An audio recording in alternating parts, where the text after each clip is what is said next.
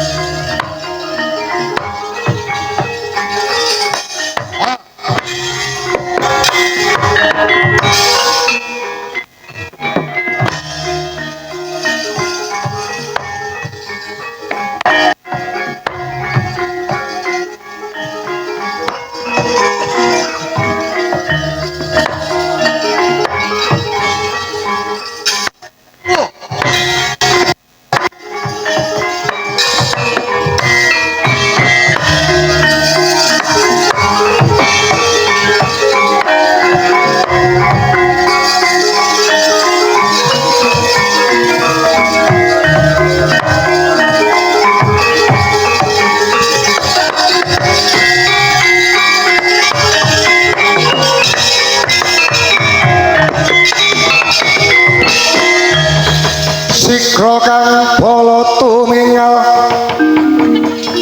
perang campo sanyong ngedali ler tatet wilateng kodok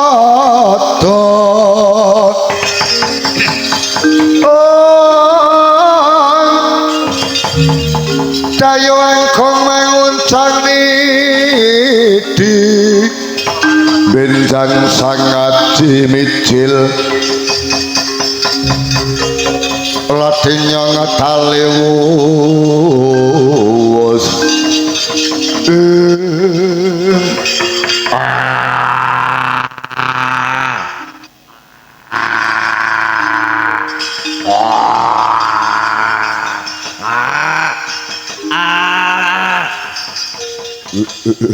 latal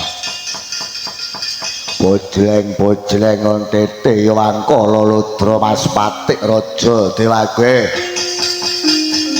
wadya bala taksik waja ya wadya bala giling besi ora wonten timbalan ngatawuh Kanjeng Patih nimbali ngabdi kula pun Bekasura ngladan kengabdi kula pun Singaludra Lermo sawetara aku bakal wawan pangandikan mangerti abot sanggane awit ngemban dawuh ratu Gustimu Sinuwun Prabu Kala Pracona kenen boyong Bathari Supraba ana ing negara Giling Wesi lajeng kersanipun kados pundi Kanjeng Patih mangertiya kalamun to mentas wae aku bisa mbedah kahyuwangan kaendran nanging Bathara Indra tinggal gelanggang colong playu para widodara-widodari kabeh padha ngungsi gesang mbuh ora ngerti dununge ana ngendi nanging sajake Bathara Indra bakal golek sanjata pitulungan menawi kinan lumawan para dewa wadya bala Giling Wesi boten bakal colong playu tinggal langgang colong playu kula menika kulina bedah kutha Boyong Putri sepisan menika kula ugi kepengin neter kataremaning urip mbok menawi kula saged ngasorake jurit para bangsaning Jawata ya nanging eling-elingin bangsa Jawata kuwi beda karo bangsa menungsa lan bangsa Denawa nadyan to kaya ngapa kudu kebak pengati-ati mangertiya kalamun to sejatine panglamare Sinuwun Prabu Kala Pracona kelawan Bathari Supraba kuwi mung kanggo pancatan yen wis kelakon anggarwa mantasaning widodari Bathari Supraba ing mengkone Sinuwun Prabu Kala Pracona bakalan jongkeng kawibawan kahyuwangan Suralaya madeg dadi ratuning dewa oh menawi kasembadan saged dados para dewa lajeng kowe kabeh sing melu nyengkuyung marang karsaning Sinuwun Prabu Kala Pracona yen besok kelakon bedah kahyuwangan Suralaya madeg dadi ratuning para dewa kowe kabeh uga ginanjar jumeneng sengkaki ngaluhur dadi para dewa wah wis munggah pangkat to ayo sing sregep sedhela meneh awake dhewe dadi dewa wah aku ya pengen dadi dewa lah mula sing sregep iki sajake gaweane ya saya teka aja do dijak latihan angel anggere kon latihan ki aneh ae sing dase potel sing tangane keri gawean terus teko ngene arep piye wah aku nek dadi dewa aku ya pengen dadi dewa aku arep dadi dewaning bangsa apa wis sak bage-bageane aku ki sak panggon-panggonane oke nyaron ya gelem meking ya oke sing penting aku ki katut tok Kang iya wis pira-pira bageane bengi iki sing penting do semangat sesuk dadi seragam sesuk do dipotongi dipotong nek enak sing dipotong lah nek ora eneng ayo mung salaman wis aja padha kagan kebangal kewalian rasamu dadi barang kowe iki malah mrene dhisik ngopo lho rono lho wah iki jan dadi prajurit ora tau maca WA kowe kabeh padha wani. Oh wani, oh wani. Oh kula nggih wani. Kula nggih wani mungsuh para dewa. Ya bagus. Kabeh padha cacak-cacak.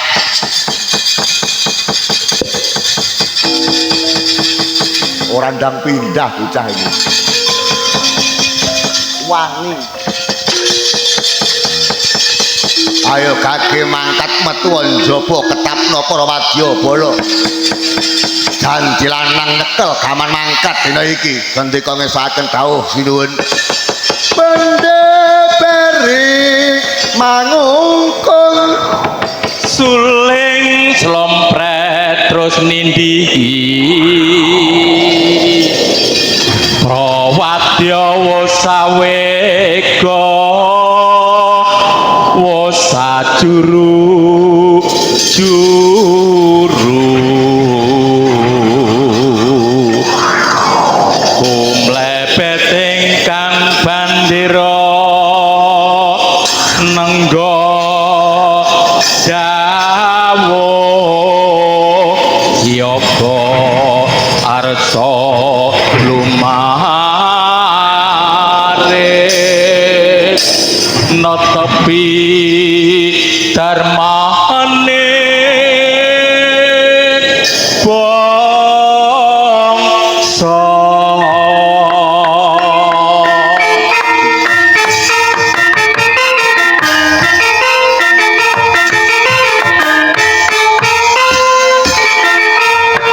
Tanjung Wadyabala lumaksana.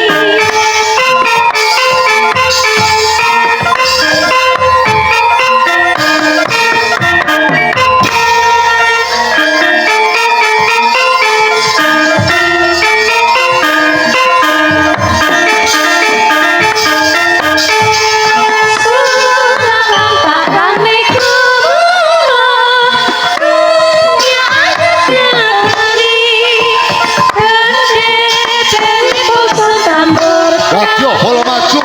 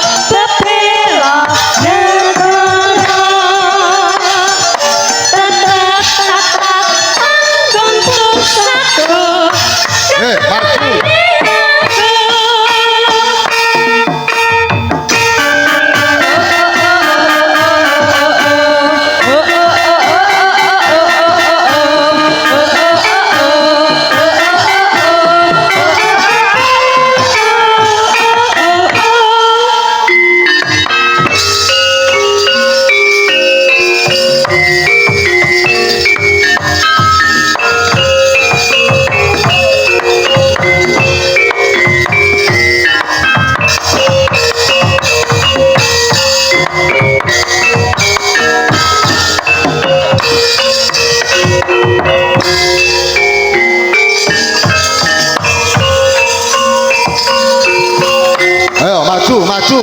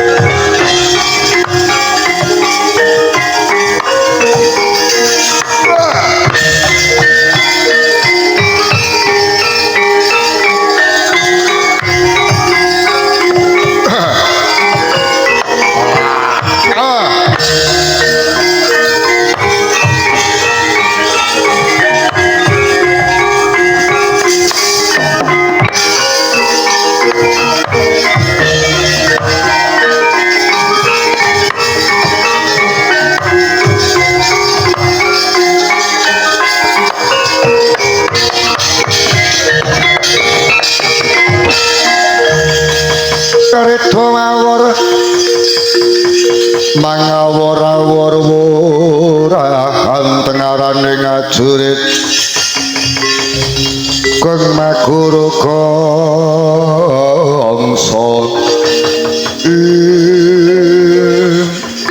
wah para ginjang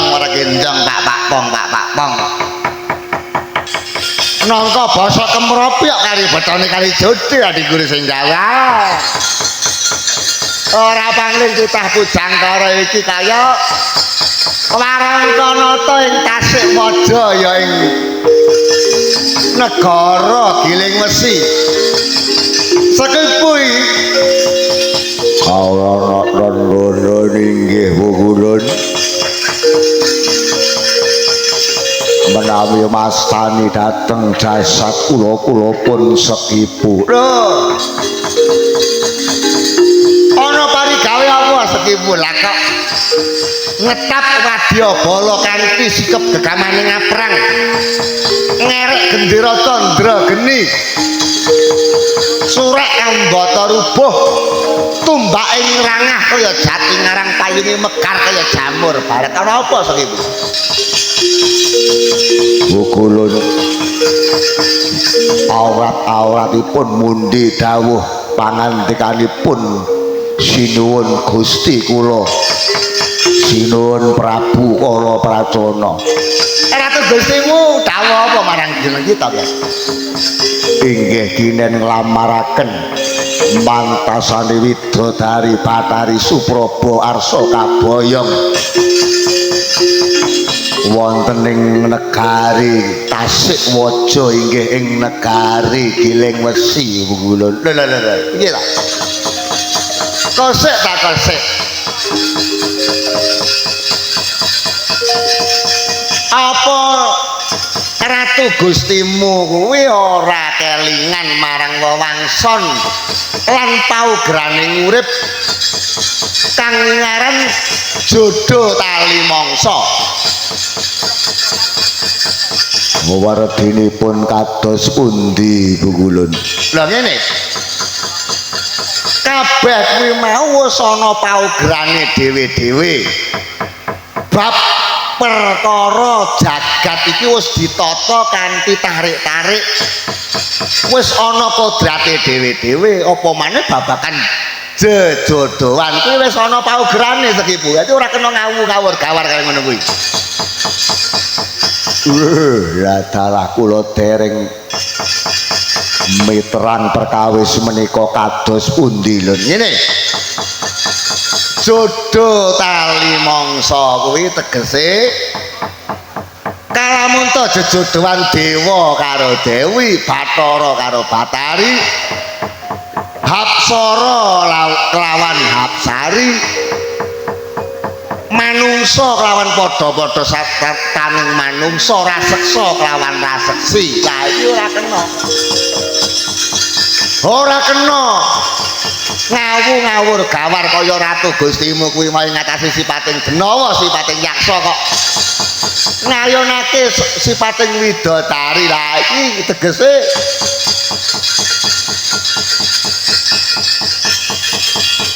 ngogak-ngogak marang paugeran kang wis digarisake dening kodrating jagat. Nyuwun pangapunten Bungulun. Menawi to paugeran ingkang kados mekaten dipun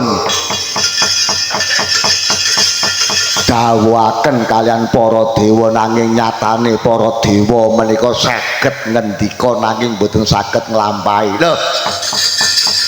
Kuwi aja lancang lho sekipu. Lah kok kowe ngunekne dewa kuwi iso ngomong ning ora iso nglakoni. Lah karepmu piye? Napa Bukulun Narada mboten kemutan lelampahan ingkang sampun kawuriduk rumuhun. Wonten salah satunggaling Nalendra Yaksa saking tlatah Langkapura ingkang jejuluk Prabu Dasamuka menika inggih garwa sipating Widodari. Ampun melesak lamaing Yaksa utawi raseksa, rajaning Wanara, rajaning Pragusa inggih rajaning Kethek, Narpati Subali ugi nate garwa sipating Widodari. Kethek mawon saged garwa Widodari. wonten melih lelampahan ingkang sampun kawuri. Wonten satunggaling pandita ingkang peparapipun naminipun Resi Manumayasa ugi garwa sipating widodari. Niki yen to ngugemi dhateng kodrate jodho tali mangsa tegese para dewa niku nggih saged ngendika ning boten saged nglampahi. Wonten melih carita dewa garwa sipating menungsa. Lho, apa eneng lho enten mawon. Bathara Surya niku wongsal wangsul garwa sipating menungsa. Bathara Guru semanten ugi ampun melih sipating menungsa. Wonten wanodya asirah kethek mawon dipun rabi kalian Bathara Guru. Anak-anak Anoman leres napa mboten? Wah, wis. Piye iki Madipati? Iso dibantah argumenku ki piye iki? Oh, sampean ki ya aja nganti kalah cerdas. Iki adu argumen, sampean ya kudu menang. Ngene ya. Sekipu. Pancen kala mangsa ana titah Pujangkara ing Madyapada. Ora sipating pandhita, ora sipating satriya. Kala mangsane uga antuk kanugrahan sipating widodari ning kuwi mung wujud kanugrahan sebab wis tau labuh marang para dewa. Dadi yen to Ratu Gustimu kuwi kepengin garwa sipating widodari ya kudu duwe labuh-labet karo para dewa. Lah nek duwe labuh-labet karo para dewa lah nembe para dewa kok nglilani yen to Ratu Gustimu bakal garwa widodari. Wah, nggih mboten saged. Lho, ora iso piye ta? Nyatanipun Prabu Dasamuka anggenipun garwa Dewi Tari menika nggih mboten mawi labuh-labet. Malah rikala semanten manut serat ingkang sampun kula waos duk rikala semanten Prabu Dasamuka anggenipun boyong widodari menika kahyangan sura dipun bedah mulanipun napak tilas kalian lelampahan kang sampun nyatanipun para dewa menika saged dipun bedah kahyangan saged dipun osak asik kalian rata denawa mila menawi Bathari Supraba mboten dipun parengaken dinten menika ampun alok kelangan kahyangan dadi kula sungsang bawana balik lur.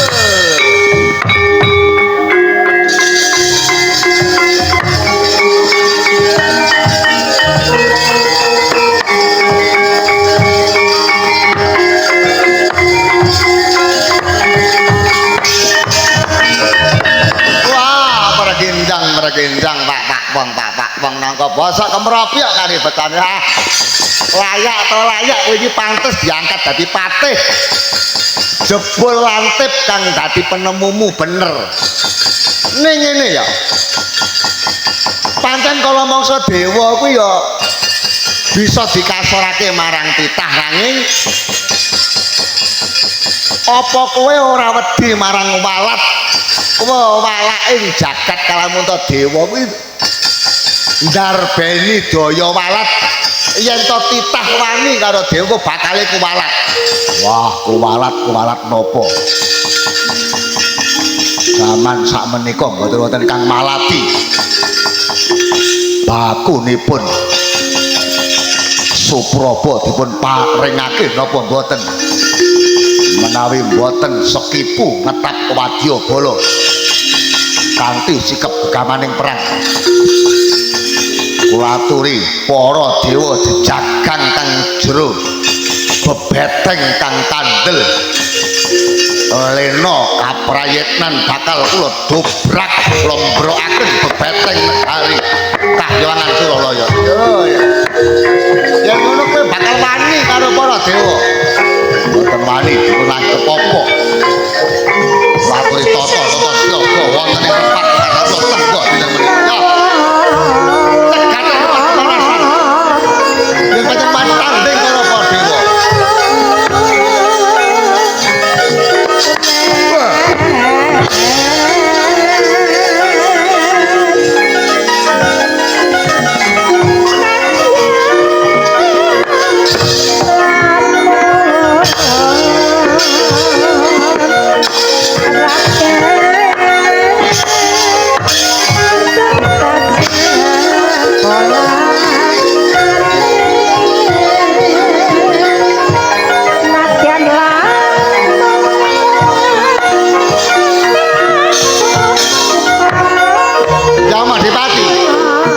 Timbalenga dawuh sing ati-ati aja nganti kari patih sekipu kuwi ora kena disanggo enteng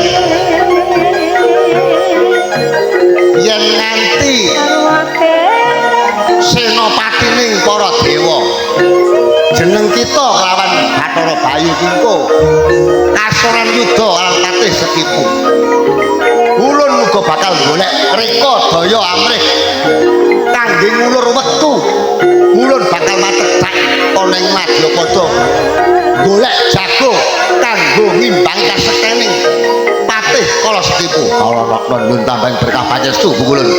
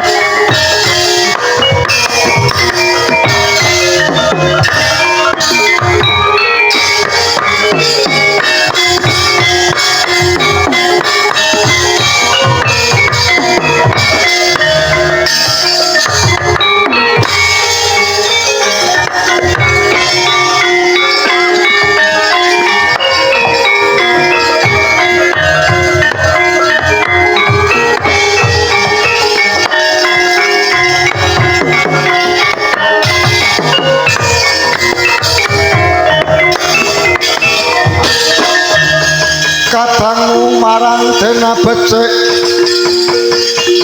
besok amendemo baris-baris kang prayitna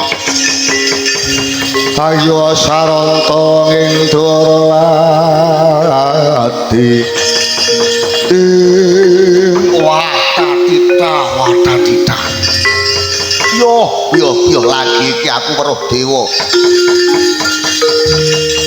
sikile ora ngambah Bantala cahyane sumenar mblerengi mripat tobat jebul kaya ngene ta wujude dewa iki ana dewa gedhe dhuwur jenggureng ning ora medeni tobat iki dewa sapa mara kaking aku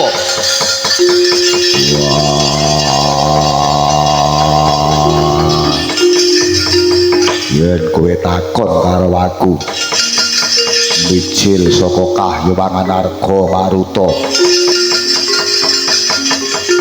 weweseku Bathara Bayu Bathara Bayu sampean Sautate krungu kondange lagi iki weruh wewujudane para dewa. Tobat. Ayo iki barisan saka giling besi iki sapa? Aja mati tanpa arang Takon lawan aku. Pekeseting ratu gustiku. Sinuwun Prabu Kalaprajana. Aranku tumenggung lintang samudra. Ayo kowe bangsane yaksa wani munggah kayuwangan hoparak cemplungke kawah Candra Dimuka Ngemban dawuh ratu Gusti Sinuwun Prabu Kalaprajana. Kingen boyong Bathari Supraba. yen ora entuk arep ngopo Yen to ora dikeparake para dewa ana lelakon dibaleni meneh. Ana titah bakal wani karo para dewa. yen pancen kowe arep njajal kastenging para dewa mara gage maju nekane kat Wah, iki engko ana dewa bakal tak nggih bal-balan. mangerti yen to dewa ora bakal mati lu kena ing lara luput ing pati Malah beneran yen ora iso mati bakal tak pulasara sak suwe-suwene gone nganti mecati karo mutar-mutar barat.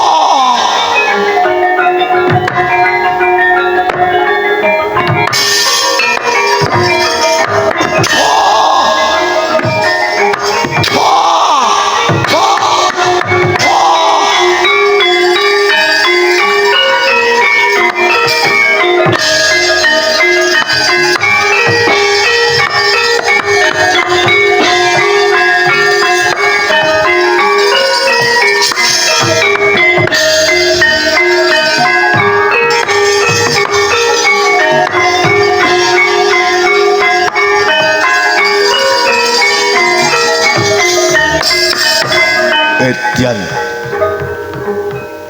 Ayo gelem minggir apa ora? Ora yen to urung bisa mboyong Supraba Nyoh tungkakku panganen mati dening aku. Hot. Edian. Hot.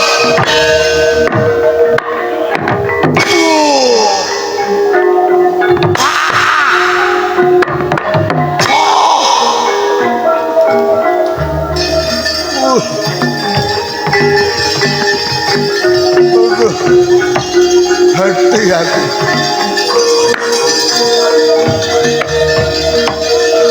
Hot. Iya.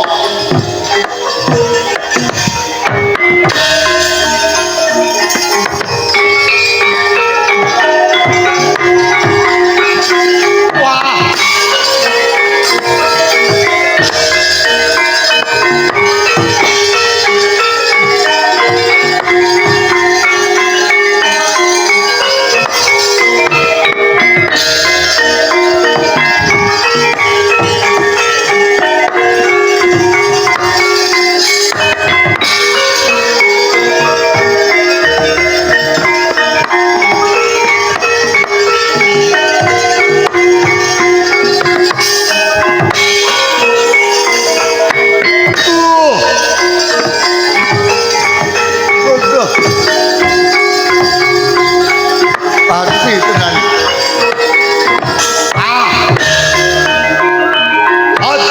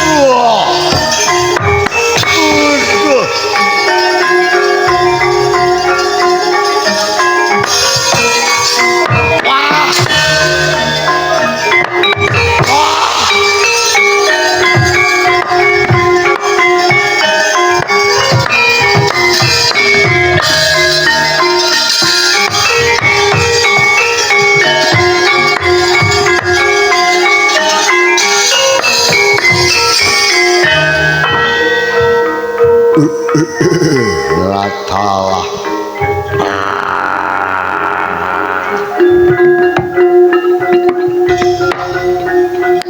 jebul ra bisa sinangga enteng para dewa lagi siji sing maju ubar maut barisan saka negara Tasikwaja. Ayo aku kan bakal tumandang neter kadremaning urip mungsuh para dewa.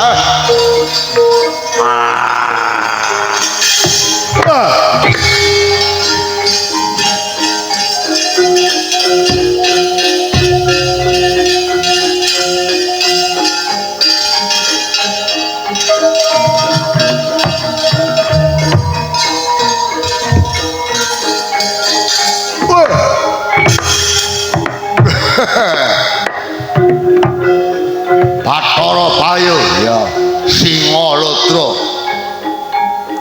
mbara kage maju nekaning atiku. Wah, kelakon pecah dadamu.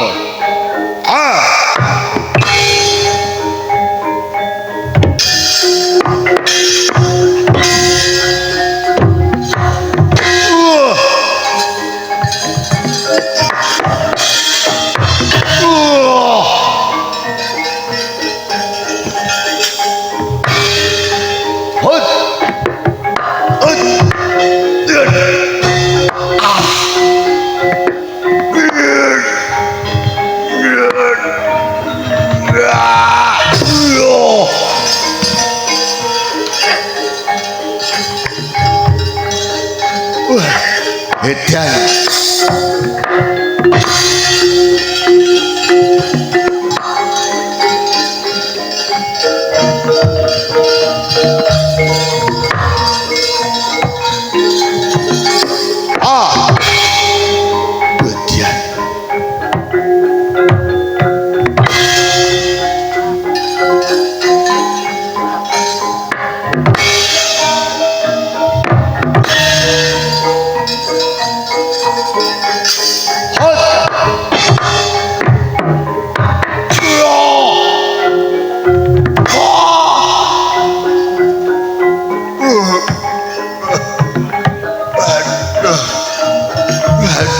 tenan aku. Aduh.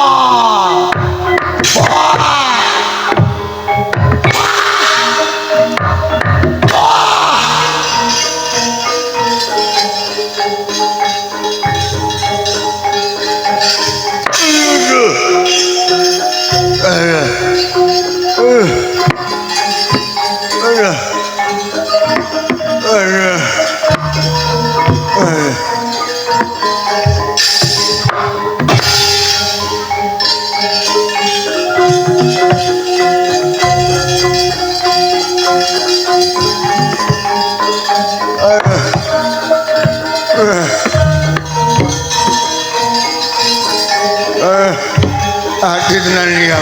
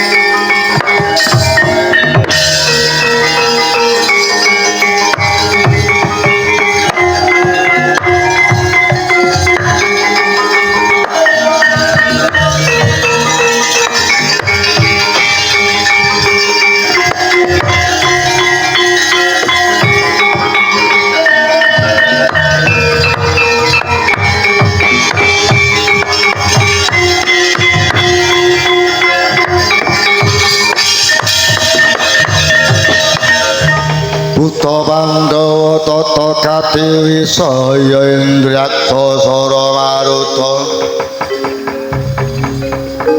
pawana panwarga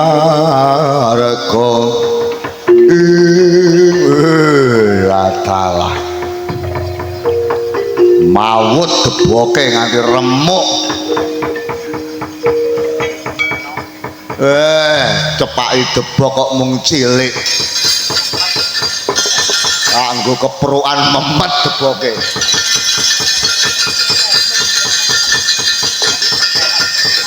ajur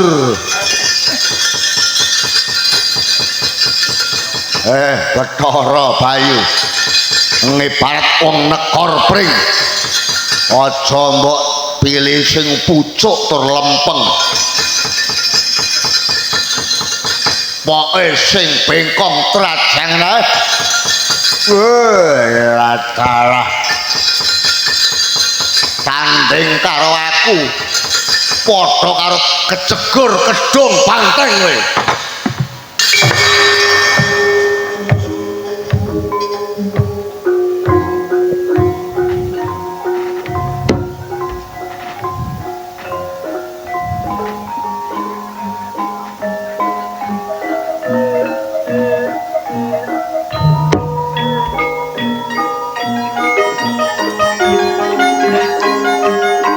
yaksa kara rupa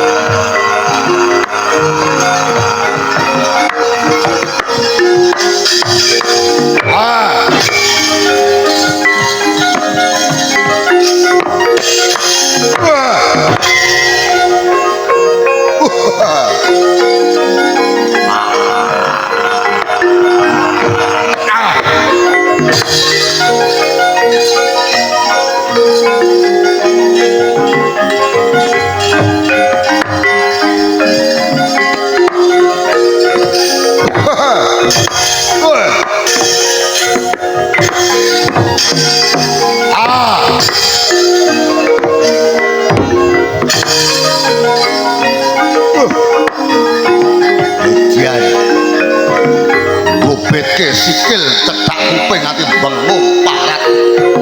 Ah.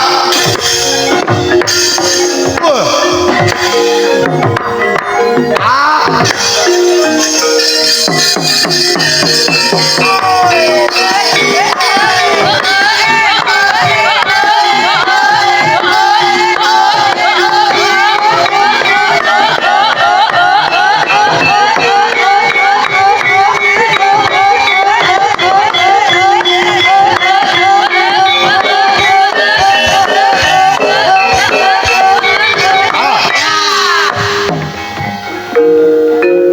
Ngono mendo ketok nyambut gawe.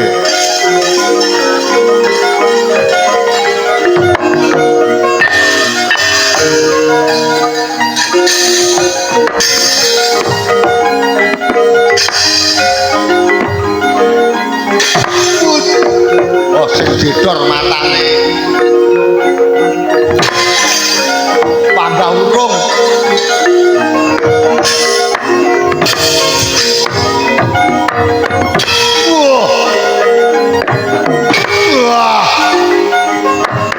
Mudiar kowe.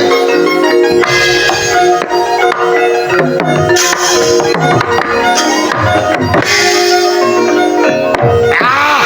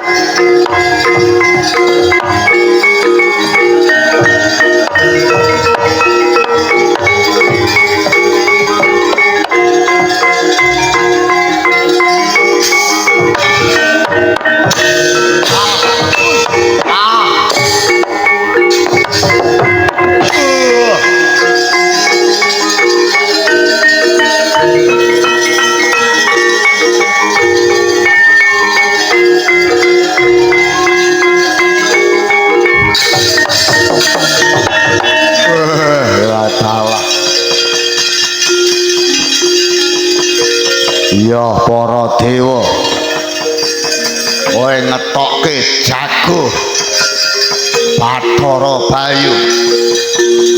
Apa dianggap Sekipu wedi karo Bathara Bayu?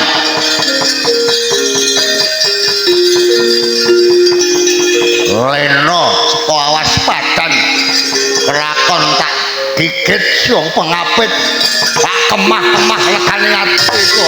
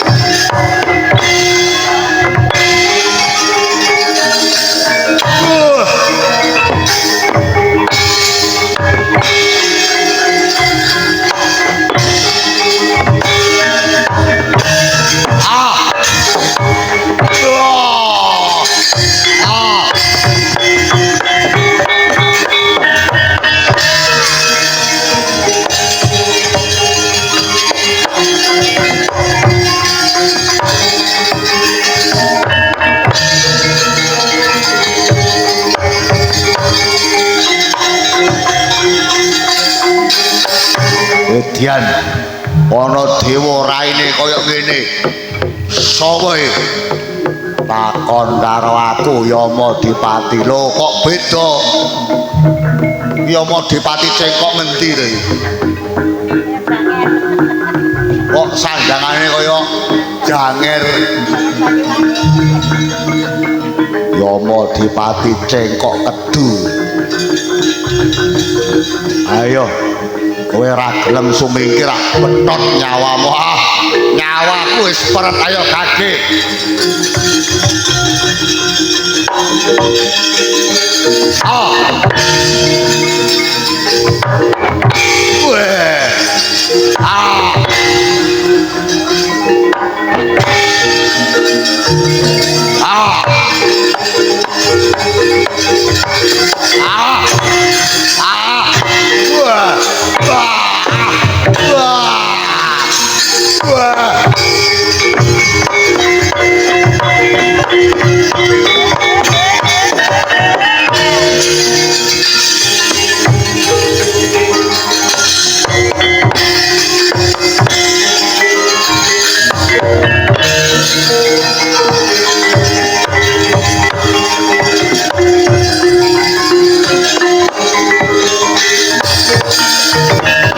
Gunjang kancing langit kelap-kelap katon lir kencanging.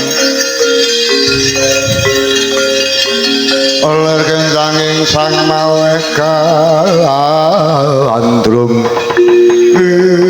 Yama Dipati. Inggih lon. Piye kabare Pabaratan kepiye? Wah. Pancen nyata Detya Kala Sekipu menika peret nyawanipun. Lho. Lah kowe iki lak dewa tukang betoti nyawa to. Lah kok ora kuwagang nandangi Pati Sekipu? Wah, lah ya pripun melih. Nadyan to kula menika dewa ingkang kulina betot nyawa. Eling-eling kula niki nggih pun rada tuwek lho, Lun. tenaga kula niku nggih kalah kalih sing nom-nom niku. Lah piye to? Jane nggih kula nandangi niku nggih karep kula nggih ngimbangi kono nom kula tuwa. Nek nggih niku ketewasan. Anggere kula betot ngoten niku kalih piyambake didelepne melih. Wah, boyok kula niku pun cenut ngoten niku. Anggere kula betot medal dipun delepaken melih. Kula mboten trima ngoten niku terus bangkean kula niku disilang kalih sikil. Ayo kula mboten saged obah. Lah wong arep betot nyawa kok ya. Wah. Ketewasan menika lun. Nyata Surasekti Mandraguna Jayeng Palugon Patih Sekipu. Niki nek mboten dipun padosi kados pundi niki mengke akal sampeyan anggenipun ngunduraken Patih Sekipu. Ya tak maju kene.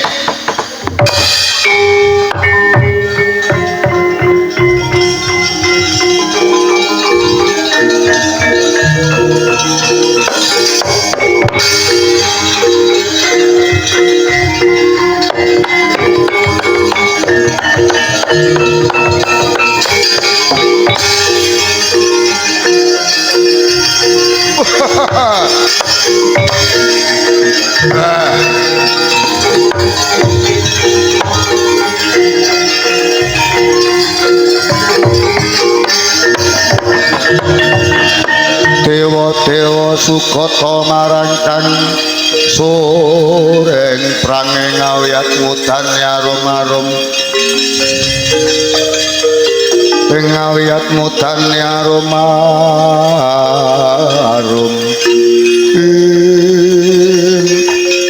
kados pundi pukulun penglamaripun ratu Gusti kula dipun tampi napa mboten? Ya ngene Sekipu.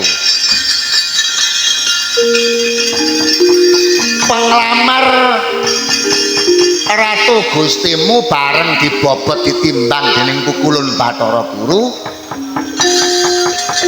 Pancen ya wis sak trepe kalamunta ratu Gustimu kuwi bakal utawa pantes garwa salamaing mantasaning widodari mula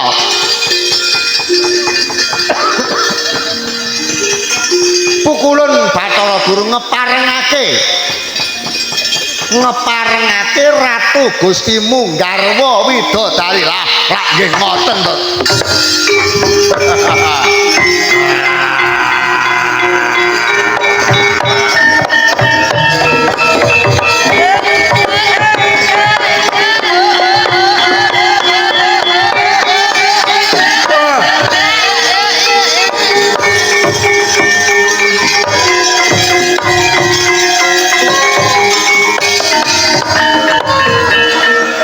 Lajeng benjang menapa anggenipun kula mboyong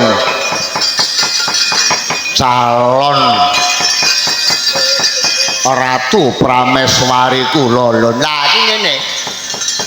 Gegandengan ing rikalenggan iki dewa bakal nyulayani kodrat. Iya iku sing sinebut tal jodoh. Tali mangsa ya ra mula kudu ngenteni dina sing prayogi ngono mboten sak menika dipun boyong lho ora kena wong jejodohan ki ya nganggo petung ngangge dina sing apik dipetung lan dipetang gegandengan wetone ratu Gustimu kala prajana karo wetone Bathari Supraba kuwi jane iki ya ora gathuk ning gandeng adreng tekate ratu Gustimu nganti kebelet nguyuh. Mulai ora dadi apa? Ora dadi apa. Mula tempuking gawe ya ta tempuking gawe iki kala mangsane sing ijab kuwi lak wong lanang tumuju marang sing putrine gandeng iki wetone iki ora gathuk. Lah iki mengko Bathari Supraba bakal dilarapake ana ing negara Tasik Mojo ya ing Giling Wesi ning kudu ngenteni dina sing prayoga. Lajeng benjang dinten menapa? Lah iki ngene ya. Dina sing wis digoleki karo Pukulan Bathara Guru yang perlu dicatat. Ing dina Selasa Kliwat. Dinten Selasa Kliwat. Ya. Wukune watu gugur. Wukunipun watu gugur. Heeh. Sasine Jumadi Lawas. Sasinipun Jumadi Lawas. Heeh. Taune taun gagal. Taunipun taun gagal. Ya. Lah, ing kono ana kaelokaning jagat kanggo ngurmati anggone Ratu Gusti Munggarwa Widodari, mula ana kaelokan kumambanging watu item sileming palwa gabus. Ngerti? Inggih. Dadi iki cateten aturna karo Ratu Gustimu nggih. Sendika mesaken dawuh kula.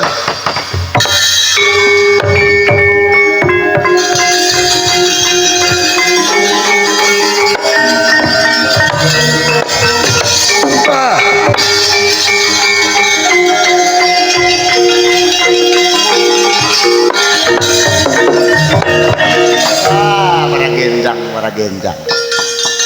Pinter kaya ngapa kalah akal karo Narada ya. Mumpung ana wektu ulun bakal golek jagung Madya Pada.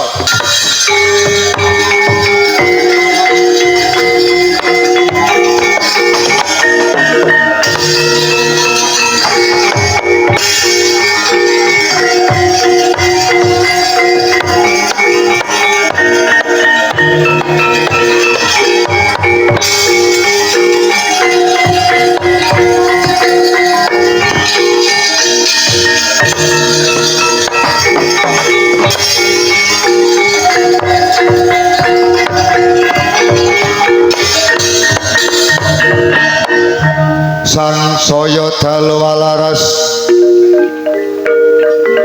pabyor kang lintang gumedhap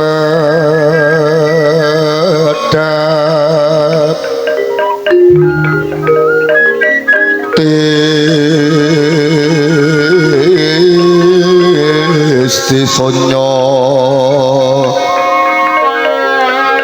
tengah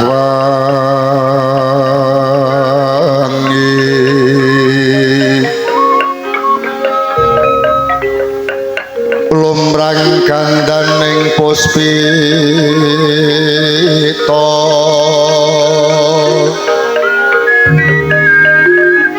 karang yuaning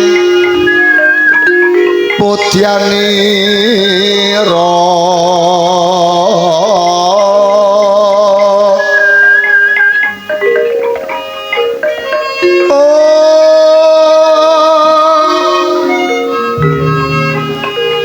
Sang Dwija